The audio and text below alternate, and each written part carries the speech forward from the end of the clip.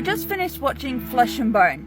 Let me be perfectly honest, I had no idea what I really signed on to when I hit play. With the poster like this, all I got was, ooh, ballet. I usually love ballet-inspired storylines. Though there is a trigger warning throughout this whole series, it's ancestral abuse, implied non-consensual conversations, rape, drug abuse, queer slurs, self-harm, and implied racism. Basically, they're a white person's going, I'm doing you a favor. Think of it as a community service for all the black little boys out there. Yeah, that type of racism. The way the opening credits played, it definitely felt like I was going to be in for a ride. It was so beautiful, so intricate, so in awe. I had only gotten 26 minutes into the first episode of this show, which made me realize how much I miss dancing. I was a dancer for 10 years, which included 1 year of ballet. I would have loved to continue in ballet, but knowing my mental health now and knowing my body now, it wouldn't have been able to handle the way these dances are pushed. I also know now that my body is heavily against me, so I think ballet would have just killed me before I had even a chance to think of it. I love how absolutely beautiful it was to focus on the softness of routines. I loved how even in the first episode it gave us so much detail, but in such a subtle way that it lets audiences explore their own thoughts. Even the way they balance the horror of forced incest with the beauty of a ballerina's fear, that was beautifully done. Though it is kind of a bit unclear if the incest was consensual or not, because there are moments where it's like, yes, it's consensual, but then there was moments where it's like, hold on, what's going on here? I love the way that Romeo was written. His personality isn't just him being homeless, but rather a man who's got the beauty of stories in his mind, and the way that he sees peace with Clementine, aka Claire. Even if, as the series goes on, Romeo's mental state does deteriorate.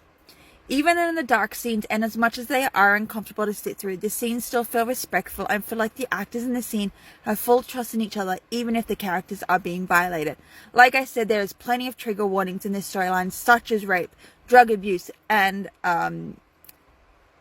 sexual abuse.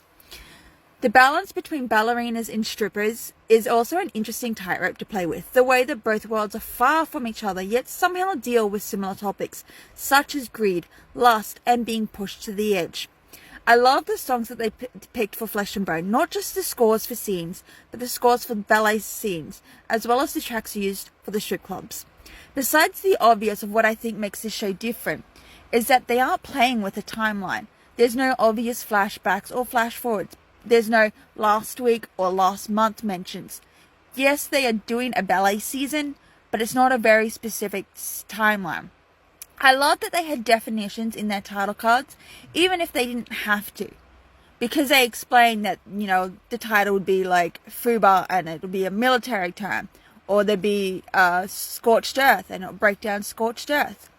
For the whole 8 episodes, which is how long this miniseries runs for, Flesh and Bone takes you on an adventure of ballet trials and how everyone involved pushes themselves to no end.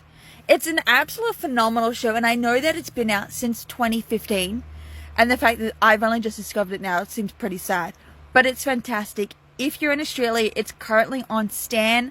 I don't know where else it is at the moment, especially this many years past, but it is set in 2012.